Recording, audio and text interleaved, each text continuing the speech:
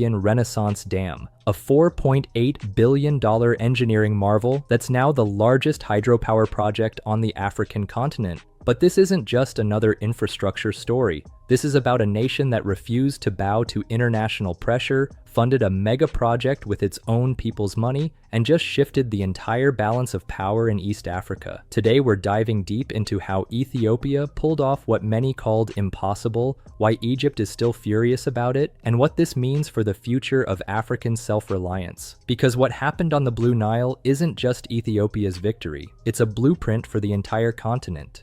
Let's start with the numbers that matter. The Grand Ethiopian Renaissance Dam, or GERD as it's known, stands 145 meters high and stretches 1.8 kilometers across the Blue Nile. Its reservoir can hold 74 billion cubic meters of water. When fully operational, its 13 turbines will generate 6,450 megawatts of electricity, more than doubling Ethiopia's current energy capacity. But here's what makes this truly extraordinary. Ethiopia did this largely on its own. While other African nations have built major infrastructure through Chinese loans, World Bank financing, or European development funds, Ethiopia chose a different path. They turned to their own people. Teachers contributed portions of their salaries. Farmers, who barely had enough to eat, bought government bonds. Ethiopian diaspora communities worldwide sent money home, not as investments, but as acts of patriotism. This wasn't just crowdfunding, this was a national movement. The project began in 2011 under the leadership of the late Prime Minister Meles Zenawi, who understood that energy independence was the foundation of true sovereignty. Construction continued through political transitions, regional tensions, and a global pandemic. Every year brought new challenges: funding shortfalls, technical setbacks, diplomatic pressure from downstream neighbors. Yet the Ethiopian people never wavered. When international observers called the project unrealistic, when critics said a developing nation couldn't finance such an ambitious undertaking, Ethiopians doubled down. They understood something that many outsiders missed. This dam represented more than electricity. It represented dignity. Building GERD wasn't just about moving earth and pouring concrete. It was about creating capabilities that didn't exist before. Ethiopia had never attempted anything close to this scale. The country had to develop new expertise in dam construction, turbine installation, and massive reservoir management.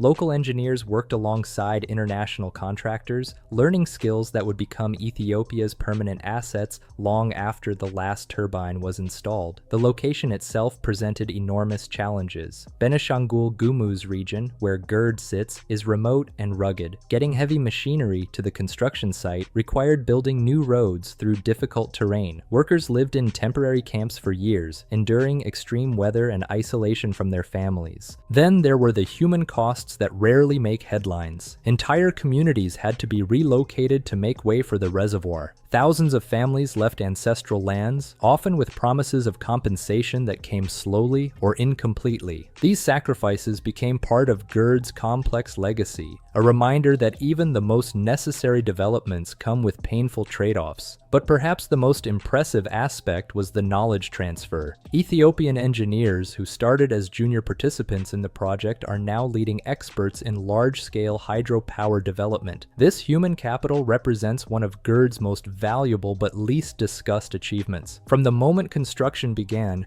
GERD became more than an engineering project. It became a geopolitical flashpoint. Egypt's reaction was immediate and fierce. For Cairo, the Nile isn't just a river, it's the lifeline that sustains 100 million people in a largely desert nation. Over 90% of Egypt's freshwater comes from the Nile, and for decades Egypt maintained near-total control over the river's flow through colonial-era treaties that gave it preferential rights. GERD shattered that arrangement overnight. Egyptian officials didn't hide their alarm. Former President Mohamed Morsi declared that all options were on the table, language typically reserved for military threats. Egyptian media described the dam as an existential threat to the nation's survival. High-level diplomatic missions, African Union mediation sessions, and even backroom negotiations involving the United States and European Union failed to resolve the fundamental disagreement. Egypt's position was straightforward. Any upstream dam that could affect Nile flow was unacceptable without legally binding agreements guaranteeing Egypt's water security. Ethiopia's response was equally clear. No nation had the right to dictate how another country developed its natural resources within its own borders. Sudan found itself caught in the middle. While Sudanese officials welcomed the prospect of cheaper electricity and more regulated water flow, GERD could actually reduce flooding and provide more consistent irrigation. They also worried about sudden operational changes that could affect their own dams and agricultural systems. The diplomatic standoff occasionally turned dangerous. Military posturing and inflammatory rhetoric raised fears that water disputes could escalate into actual conflict. For Ethiopia, this meant that completing GERD required not just engineering expertise and financial resources, but also the political courage to withstand pressure from much larger, more militarily powerful neighbors. Today, 6 of GERD's turbines are operational, feeding electricity into Ethiopia's national grid and illuminating communities that have lived in darkness for generations. The transformation is already visible. For decades, power shortages have strangled African economies. Factories shut down during blackouts. Hospitals operated on unreliable diesel generators. Students studied by candlelight. GERD changes this equation fundamentally. Ethiopia now produces more electricity than it can consume domestically. This surplus creates new possibilities, not just for Ethiopia, but for the entire East African region. Through the Eastern Africa Power Pool, Ethiopian electricity can now flow to Kenya, Sudan, Djibouti, and beyond. Think about what this means. Lower electricity costs reduce manufacturing expenses, making African products more competitive globally. Reliable power enables industries that were previously impossible. Aluminum smelting, textile manufacturing, data centers. Clean hydropower reduces carbon emissions and supports Africa's climate commitments. But the economic impact goes deeper than electricity exports. GERD has created a new center of regional influence. Countries that depend on Ethiopian power become more economically integrated with Ethiopia. Power lines aren't just infrastructure. They're relationships that bind nations together. This shift in energy dynamics represents a broader transformation in regional power structures. Traditionally, Egypt's control over Nile waters gave it disproportionate influence throughout East Africa. With GERD operational, Ethiopia emerges as an energy superpower, creating a more multipolar regional balance. GERD's environmental impact remains one of its most debated aspects, with legitimate concerns on multiple sides. Critics point to immediate ecological disruptions. The massive reservoir has submerged vast areas of land, altering local ecosystems and displacing wildlife. Changes in water temperature and sediment flow could affect fish populations both upstream and downstream. The enormous surface area of the reservoir increases evaporation rates, potentially reducing overall water availability in a region already facing climate stress.